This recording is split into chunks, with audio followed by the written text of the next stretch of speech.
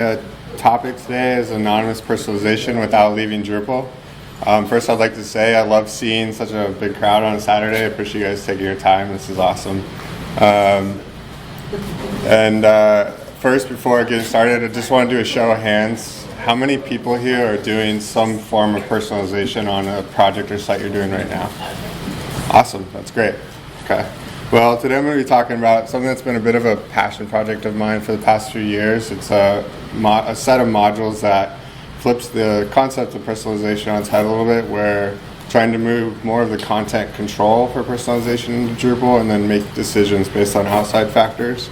So we're going to talk first just introductory about personalization, and then we're going to jump into that tool set and do a demo as well. So I'm Mike Lander. I work for Elevated Third. Here's my contact info if you have any questions or feedback or anything like that. I'm probably going to be most active on Drupal.org or Slack. Twitter I check maybe once a year, so if you want anything very quickly, maybe avoid that. So what is personalization? And in our case, we're talking specifically about anonymous personalization. So personalization is to alter the content and UX of a website to provide an experience customized to an individual's user's context or state. So something that traditionally has been kind of saved for the authenticated user in Drupal. In our case, like how for an anonymous user can we make this site work better for them? Can we start to learn about who they are, what they're looking for, where they're from, what they're doing on their or what kind of device they're on, anything like that. How can we alter their experience accordingly to help them find what they need? There's a few different types of anonymous personalization. First one I would say is dynamic content recommendation. This is something where you're feeding content into like a third-party service. It's going to then put maybe some tracking on the site and take a best guess at what the user wants to see and kind of refeed that content back to the site. So something like related products, related services, related blog posts, related anything where you're kind of just submitting everything to an aggregated pool of content and then you're kicking it back over. That's not something we're talking about today. Individualized tokenization, this is the one that's a little bit more like if you visit a site and it's like, hi Mike, welcome back to this site, Mike. I see you're in California. Like, you're kind of just taking the information you know about them and you're just like throwing it back at them. That's also something we're not talking about today. Contextual conditions, this is where we are going to be focusing. This is more around taking what we know about the user and then curating an experience for them. So if we know their location, if we know they're in California, can we alter their experience accordingly to help them in whatever way see or find what they're looking for? And so in our case, this is the area that the modules I've been working on have really been focusing around. So let's take, for example, the famous Umami food magazine. In our case, we're going to talk about, maybe from more of a marketing perspective, switching out the banner that we're displaying accordingly. So, default the experience is the super easy vegetarian pasta bake. Maybe it's not for everyone. Maybe we want to cater because we know someone's taste in cuisine. We want to show them a different banner accordingly. So something that from more of like a marketing experience or content experience, we're changing what they see based on what we know about them. Another example might be a little bit more on the utility side. So in this case, because the user's on an Android phone, we're going to highlight our mobile app and put a link to the Android store. If they're on an iPhone, we can put a link to the Apple store. Whatever it may be, we can change that experience up. And it doesn't necessarily have to be large parts of your sites. It can just be subtle tweaks to help kind of that UX experience. So Drupal is great at providing customized experience for those authenticated users and flattening pages for anonymous users. But what if we could provide customized experiences for anonymous users? So out of the box when you use Drupal, even though there's things like cache context and stuff like that, as soon as you get to the realm of using, say, Varnish or a CDN, you're taking that anonymous page, you're flattening it all out into one big, flattened, renderable DOM object or whatever, and you're sending it out to these devices, so anyone that's hitting your site, they just see the same exact thing every time. And that's great for performance, for something that you can send out to CDNs all around the world and stuff like that. That's awesome, but for a personalized experience, that makes it really tough. Like those are two pretty counter things. So for authenticated users, it's pretty straightforward. We have a lot of controls in place for alternate experience. We have a session. We already know we're breaking cache. We're relying maybe on dynamic page cache where we're rendering out smaller bits of the page. But in terms of the whole experience, we can't really do too much for our anonymous user. So what if we wanted to change that experience based on some things, like say values of cookies or values inside of local storage, things that your browser contains about it, right? Maybe it's browser properties, the browser's width, the browser's location, what version of the browser they're using, anything like that. Maybe it's about device properties, so the device's density, width, whatever it may be that we can get from the device. Maybe we're looking further into visitors' actions. What have they done on the site? What CTA have they clicked? What forms have they submitted? What have they done? What's their behavior been on the site? What videos have they watched? Or maybe it's a third party that's providing kind of like a data enrichment type of tool. And a lot more. Like these are just some that we've kind of thought of so far. Introducing smart content. Cue the fireworks. So smart content at its core is an API and toolset for providing conditions and subsequent reactions. If user has this, show this. If user does this, show that. What can we basically take and put rules around, and what can we subsequently show them to cater to the rules that we're trying to target? And this is really important. It's not an access control module. So being that they're an anonymous user and we're reacting on things that are most often provided by JavaScript, it's stuff that can be spoofed. So you have to be careful about this. Like, you don't want to use this to hide really critical key information. This is more, again, it's a user experience thing. It's not like access control hiding away content on a node or something like that. Now, something that's like a gated content where it's a little bit more of a gray area, like if someone's hardcore enough and wants to go through the trouble of tricking this, maybe you just want to let them have it and you don't care. It's not something where necessarily, you can kind of decide, I guess, how important it is for it to be gated and how protected it needs to be. But at the end of the day, you're still going to want to have an authenticated user if you want to do true permissions control. So right now, this is what the ecosystem looks like. Obviously, there's the smart content module, which is really just an API out of the box. There's not a whole lot you're going to get just if you install that. Smart content block and smart content browser, they both live within smart content, and we'll demo some of that today. And so with those three, kind of is a good place just to get started and get your feet wet. Smart content view mode is going to be the idea of switching out view modes based on those conditions. And smart content segments is going to give us a way to organize and reuse those segments or those conditions that we're targeting, which again we'll demo today. So let's take a look at what this actually looks like. So here's again the famous umami, and what we're going to do is we're going to kind of go back to that example of like, what if the user's on a mobile device? Can we maybe add a block to push them towards our mobile app? So the first thing you want to do is you're going to want to go to block layout. Let me just zoom in here a little bit.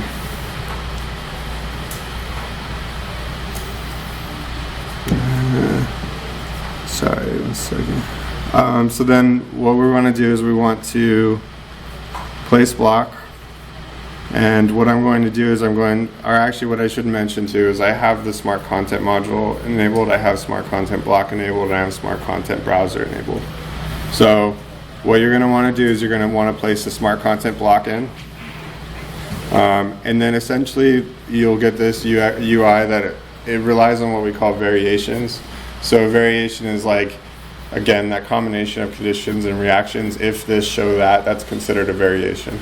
So when you add multiple variations, we're essentially going to read through them, find which one's the winner, and show them accordingly. So let's just start with one variation. And then we have our conditions drop down. These conditions are built on plugins, the plugin system in Drupal, so you can expand this and tie this into third parties or whatever. So if we tie this into a third party, you would essentially see the fields from that third party that you could then access and do conditions on. So in our case, we can go ahead and do one that's for if the user's on mobile. We're going to add a condition. This is just a Boolean field, so there's not a whole lot of actions here aside from doing essentially a negate, so if or if not, user on mobile. But there's also a bit of a widget system as well that's included. So say we were doing operating system, we can actually have like drop down. Or if we're doing a text comparison, we can do starts with or equals or is empty or things like that. But again, for mobile, all we're checking is if they're on mobile or not. And then we can add a reaction. So for reaction, in my case, I'm going to just show this mobile app block. And we don't want to display the title. And we should be good. And let me just drag that to the top.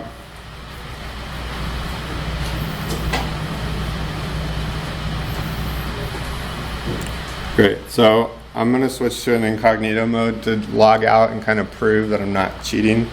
This is a little bit the magician showing all sides of the box. So here we go, hopefully this works. So we'll go into here and we're gonna switch this to be a mobile device.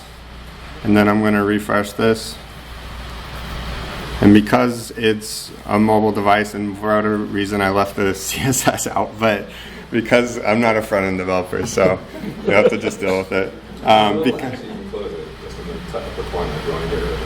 Which part? You said you didn't want to leave the CSS out? Oh, no, I'm sorry. I mean, like, there's no theming on the mobile app block. It's just kind of plopped in there. So, but you can imagine, obviously, from an experiential thing now, because they're on an Android device or Apple device or whatever type of device, we're able to show some extra content in that maybe the desktop user doesn't care about, doesn't need to see, and so forth. If I switch back to full and we reload again, you're not going to see that content. So that'd be a good example of kind of the utility type purpose of just hiding and showing something on something simple. Let's take this a little bit further and let's go to an example where potentially you want to switch it out between multiple pieces of content depending on a number of different factors. So what I'm going to do is I'm going to replace the banner, and we're going to go ahead and disable the banner that's there now.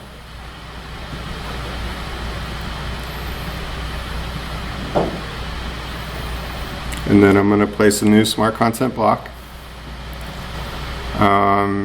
And then in this case we're going to rely on multiple variations. So what I did is I created a really quick module called demo cookie. We could probably just use the cookie one down here, but for our case it just simplified it. All it's going to do is check for a cookie called demo and check the value of it. So we're going to add that, and we're going to say if demo cookie equals dessert,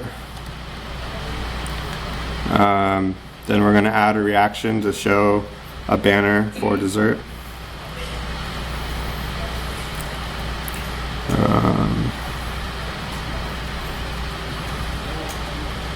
And then let's add another one here.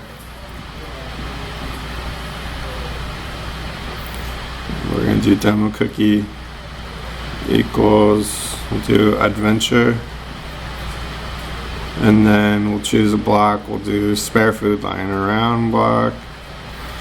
Okay, so now we essentially have two rules here that are going to display based on it's going to essentially run through this in order and find the first one that's true, and that's what's going to display. And then obviously we want to just show this on the front page.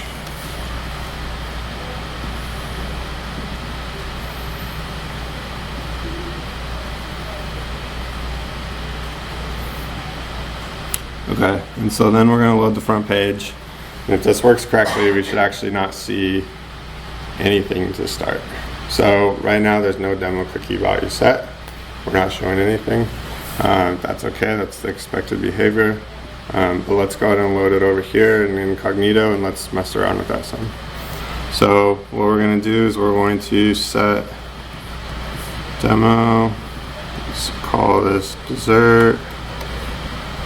And then we need to change it from session, which I don't remember the format off the top of my head. This is a change they just made, and now it makes it a lot harder just to manually add these in. So we'll switch it from session to a date to expire the cookie. And then when we refresh this, we're actually going to load the dessert content on the front page. If we were to change this to, I think we did adventure. we're loading a different banner at the top. And so in terms of like that first load though, what we can actually do to make sure some content's still showing is there's an option to set a default variation to show. So I can check the box here and automatically have it kick in something so that we don't just have a blank space fill in that void. So even though I'm logged in, if I go back where I don't have I have a demo cookie that differs, I guess, on this one, because it differs, it's still automatically going to fall back to that. So then in terms of like, okay, well, the user's not going to go into their network tab and application and add cookies, like how can we use this? Well, really what we could do is tie this to, say, a form. So the first time user submits a form or something like that, maybe we're starting to look at like what values they click. Now, I'm not sure a lot of people are going to fill out a form about the food they love, but for sake of demo, we'll just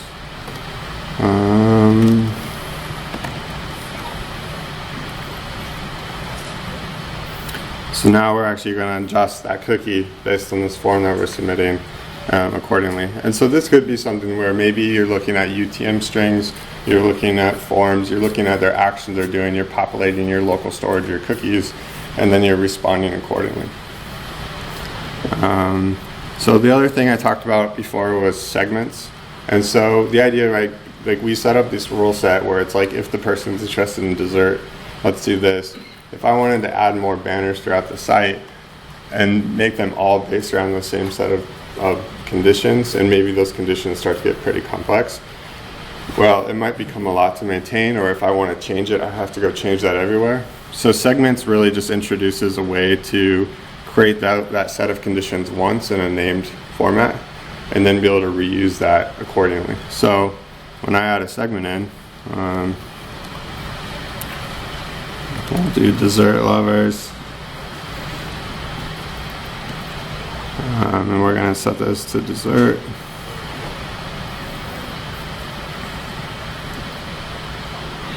And then let's do another one for adventure.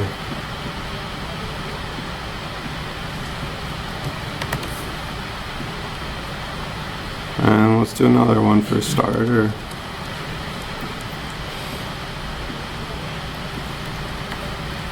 Okay.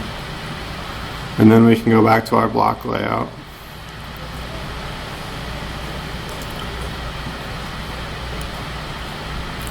And we can replace this one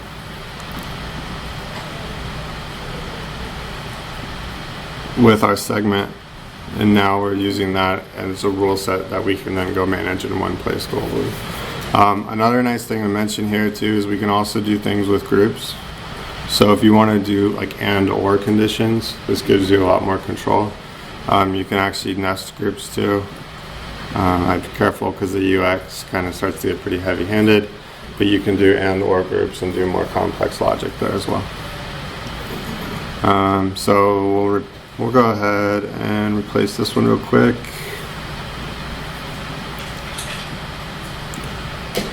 And let's add one more in.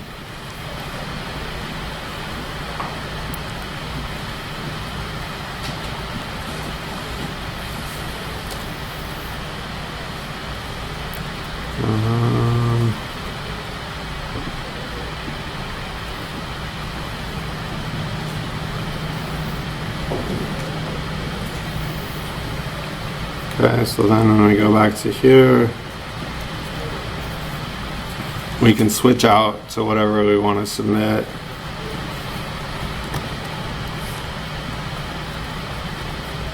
And we can swap out accordingly to the segment, which is all tied together. And then if we want to see everything combined, we can switch to mobile. And we now have our mobile app with our banner and all of that tied together. So let's talk a little bit how it all works. So essentially what happens, I talked earlier about how Drupal being really good at rendering anonymous pages flattened. Because of that, what we do is we essentially will render a hidden placeholder. It's just the div that has a key to know essentially which set of decisions it corresponds to. We're then essentially passing in JavaScript the information we need for going out and loading the data it needs, and the libraries that are responsible for that. So the library to load the conditions off the browser. Here's the data, here's the library to actually do that processing. Then what happens is the decision is going to search the page, it's going to find all of those placeholders, and it's going to begin processing those decisions. And what that looks like is we have our decision with our variations. Inside of each variation we have a condition and reaction. If mobile, let's show this. If cookie equals this, let's show this. And we're going to run through these until we find a winner. But one of the nice features, and the little heart here is because I'm pretty proud of how this works. We essentially are going to merge common things so that we avoid doing the lookups twice. So if we're looking for the same cookie value twice, we're just going to store that behavior in one place and do that processing. This is especially useful if you're accessing some third-party data or something that's a little bit heavier processing. Let's just queue that all together and look it up once. Once we've organized those together, then the given module that's responsible for finding that data is going to take it and go search for it. So in our case, the browser is going to check for mobile. Our demo module is checking for that demo cookie that we talked about. It's going to return its value. So in our case, mobile is false and cookie value is v1. It's going to send that back to the decision agent where we're going to then go through processing this. So if mobile, well, that's not true, so we're going to call variation 1 false.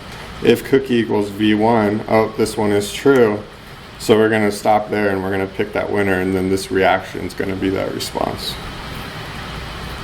So if the winner is found, then the request is going to be made. That's then going to populate where that placeholder was and fill it in. The nice thing about this is not only is the page cacheable, the decision's really the only thing that's not being cached, and then the resulting content that comes back can be cached as well. So what can we use this for? Targeting segments. So again, we already showed that, but if there's segments that you're identifying maybe in your other tools, can we take that information and use that here and use those segments to kind of continue that conversation you're having in those other formats, whether it be email or whatever it may be. Content based on scoring, like can we look at how interested they are in things, maybe populate a cookie or whatever it may be to show like this person's really interested in this side of what our website does. Again, per device or OS content. Gated resource is a big one, tying this into view modes and having one view mode that shows the content that's gated and another view mode that shows the form that's the gate. When they submit that form, you set a cookie and you just switch out the view mode accordingly to show whatever you're gating. New versus returning, again, this would be pretty simple with JavaScript. You could just literally just check and see if they're a first-time user, give it a threshold that maybe it expires after 30 minutes or something, they become a returning visitor, or however long it's been since they last viewed the site. Location-based customizations. This is one that I think would be really fun to mess with. So say it's a product website and you want to show your product a little bit more in the context of where the person's located. Like someone that lives in Manhattan and they're, say, doing home security or something like that, like seeing the device in a high-rise, like in their condo or whatever it may be, versus a California where it's a much different expectation of what your lifestyle is. We can change the product photography throughout. Maybe it's not even just the US, like how does this work outside, like internationally? Can we change the experience? Maybe it's also that something just like a product offering that doesn't exist elsewhere, something like that. So the location-based stuff is really useful in a number of ways. And I think I talk about it. We could even do like GDPR technically. We could probably just use this as the hide show piece and add some additional mechanisms there because it gives us a lot of the tool sets we need. Time of day customization. So night mode or and whatnot has recently been added to a lot of devices. Maybe something we can factor into sites or projects or apps that we're working on. Or maybe we're doing time of day. So like if it's a restaurant site, right? Like if you view the site in the morning, it's going to show breakfast or brunch stuff. If you're looking in the afternoon, the front page might highlight more dinner stuff. So just changing based on time of day. GDPR, which I mentioned. And AB or multivariate. There's no reason we couldn't have condition A show this, condition B show that. Multivariate's a little bit more complex. because you're kind of taking and mishmashing the AV stuff all together, but there's still possibilities there that we might be able to get to down the line. So let's do a live example. Let's drink our own Kool-Aid. So this is the company I work for, and something that was really sponsored a lot of this work, and I wanted to show how we're actually using it on our own site. So traditionally what you'd see is a banner, just kind of Drupal powered digital experiences, some text, some work, some news insight, and a CTA. What I can actually do is I'm going to just turn on this thing that's going to spoof an IP for a third party that's going to do like an IP lookup. It's like a data enrichment tool, and it's going to determine roughly what company it thinks I'm from, and based on that company we can change our messaging a little bit. So we can change our banner text, we can switch our video out, we can look at the tools that they're using, and we can actually change, like, look, we know these tools. Rather than listing all the tools we integrate with, here's the tools we think are like relevant to you. We switch our projects out to change our projects to cater a little bit to ones that are more in line with what we think they'd be interested in. And then we make our messaging a little bit more, I guess, cheeky in this case. So again, it's something where like the site can evolve based on information we can determine, and then try to help them locate things that probably are more applicable to what they're interested in. And I'll turn that back off, and we'll reload this again. And we're back to just, again, the default Drupal powered experiences and kind of a more generic messaging. One thing we've actually found this to be really useful are like companies that go through renaming. So maybe they've renamed and moved their products around and stuff like that. We can find people who are coming based on the old name or old products that they're searching for, or whatever that may be, and talk a little bit like, hey, like this product has changed into this, and now it works this way, or stuff like that. So our messaging can immediately start communicating to the person a lot quicker than maybe we traditionally have been able to. So how you can get involved. The project right now is in alpha. We're one issue away from beta, and that's if no one finds any more issues. Essentially, when we're tying this into Layout Builder and to Block Field and some other modules, as well as extending it into some things, we found some issues with how storage works, and it has a lot to do with how block submission works and kind of the expectation behind block submission. So we're currently kind of working through this issue to find a solution for a 1x beta. So my goal is to hopefully have this out pretty quickly here. I was actually trying to get it done earlier this week, and it just did not come through. And then what? We're going to continue on to a full release. We'll also extend the module to feature additional conditions and reactions, like where can we push this to, what can we tie this to, how can we extend that further and make it work with more Drupalisms. And then 2x. Why 2x? Because I think we can do better. And this is not just like aspirationally thinking like, you can always do better, like the code thing, right? I think in general, this has been like a 2-year process, and I think there's probably a lot we've learned along the way. There's an overusage right now of the plugin system. So plugins are really cool in Drupal, but I think maybe we got carried away with where we're using them. And so part of that's going to be maybe not having so many interfaces and so many plugins for everything, and just dialing that back some, making some things a little bit more rigid, allowing the areas that we do allow extension to be more fleshed out, tighter, better APIs essentially. Right now, as showing, we have essentially decisions with variations, and we have our condition and reaction. If this, do that. What I was kind of figuring out during the process of building this is, why not just take the decisions and make them do their own thing? Like a decision decides. That's all it needs to do.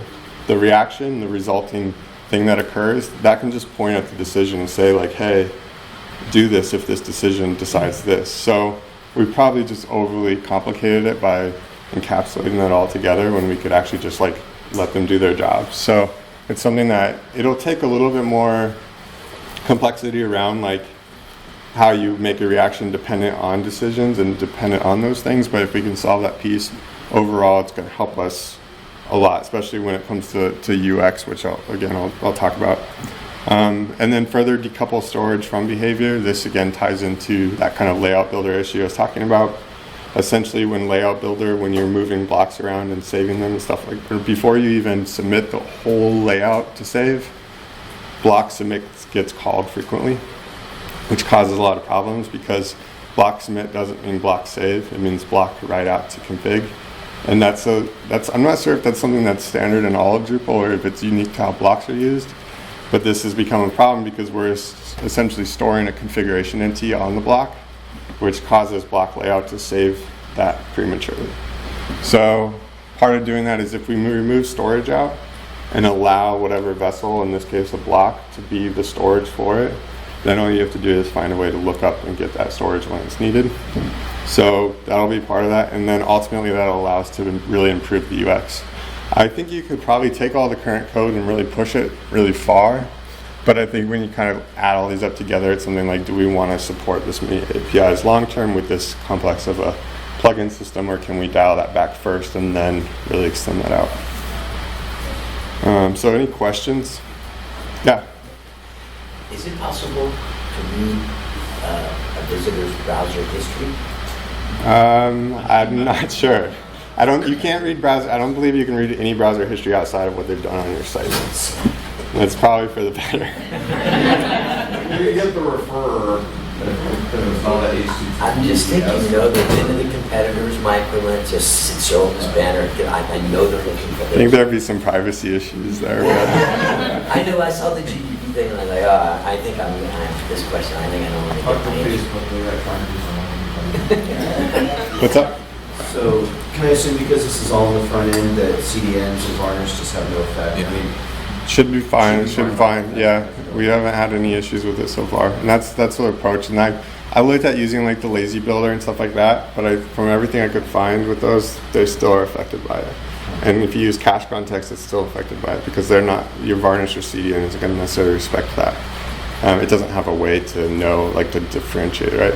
So yeah, this approach should. I'm still trying to find ways can we like further optimize the Ajax loader to be even quicker because of naturally that subsequent request. But overall, it's pretty good, especially when you're like reading things off browsers and stuff like that. It's pretty fast. So yeah. how would you tie into analytics? Yeah, so there is a data layer module out there already, which is going to take the decisions and the variations you have and spit that out into data layer. So you just would have to filter and parse through the data layer stuff. Yep. What your last demo there, you showed them a listing of, I guess, is that blog post that changed? Or something like it, or that posts, the cards that changed? On the Elevate Third site? Yeah. Yeah. So is that a view? Yeah, and again, because it's all about curation at this point. So you would, sorry, I should repeat the question. In terms of the Elevate Third site I showed with the listing, we changed which blog posts were shown. That's since we're approaching this from a curation standpoint, you would have to create a view, or you'd have to like pass arguments to the view programmatically to like show different filtered content. So there's no data, there's no content recommendation side. We're just switching out which view block to show, and the view block is pre-filtered by pre-filtered blog post by whatever, and then you're manually picking that one. Yep. Yeah, if I'm having,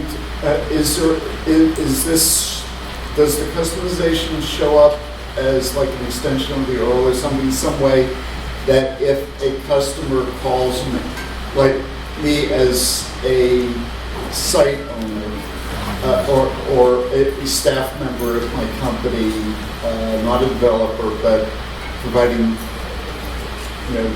government to customer, and they're describing something on their screen.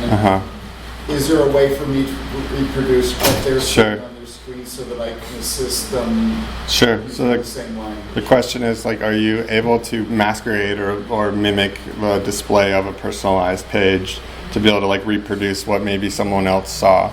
And I would say there's probably two things. First, I would be careful of not using this as something where you're completely changing the message of a page, because it's like two landing pages, and organic search are still going to be really good for that.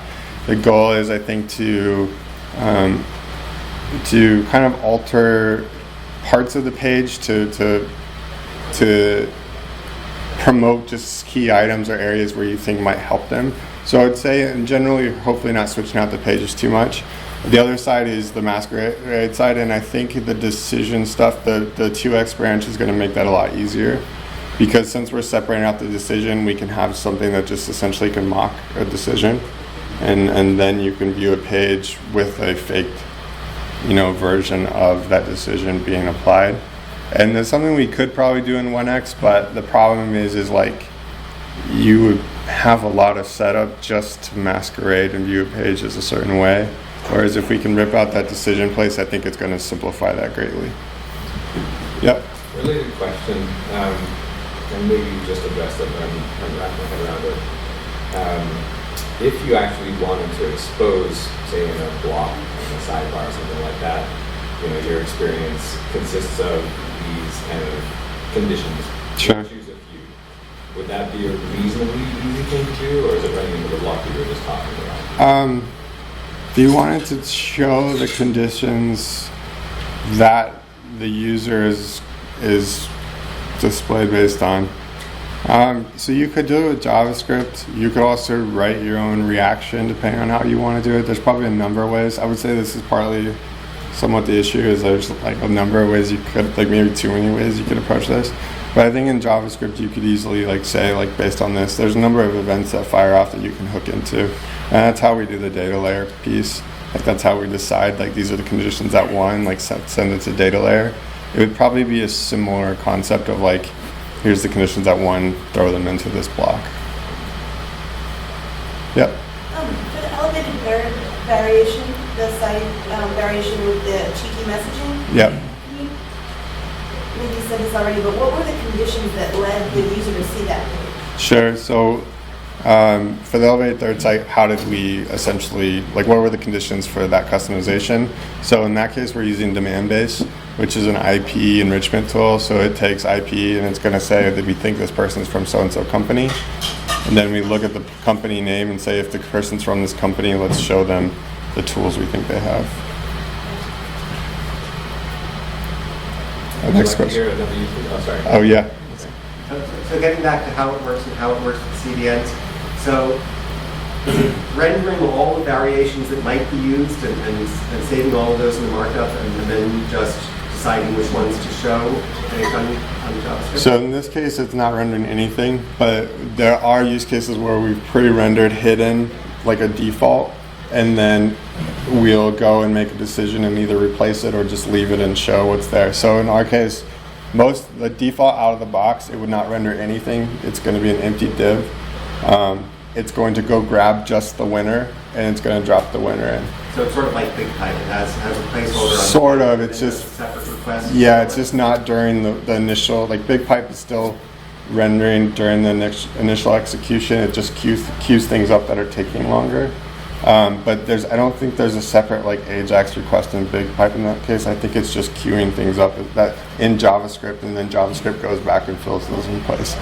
But I'm not a BigPipe expert. That's just kind of my understanding of it. So, but yeah, and the one thing we're still looking at solving is if you're rendering the page title block and you're making an AJAX request to go render out the block, the page title's changed on that AJAX endpoint. So we essentially would need to recreate, we need to pass the route somehow. So it's something I think there's a way around it, but we're still trying to figure out how do we do fields that are contextually relevant to that page? How do we implement that kind of solution? So,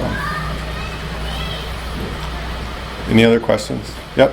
Yesterday there was a talk on the if-then-else module, which is sort of rules and visualization aspect. Is there, obviously with plugin and that type of functionality, there could be an integration between the two. Sure. Just from a UI perspective, it was interesting. Okay. The question is about the if-then-else module, which I'm not familiar with, so I'll have to check it out. Cool. Okay. Yeah. Is it handling personalization stuff, or is it a? No, it's basically rules. Okay. On steroids. Okay. But it's using a JavaScript library that gives you a nice UI for putting your rules together, and that might be a library Awesome. you would be interested in using too. Yeah, I'll definitely check that out. That'd be good. Not a question, statement, mind blowing. Thank you. Cool. Appreciate that. Definitely. Thank you.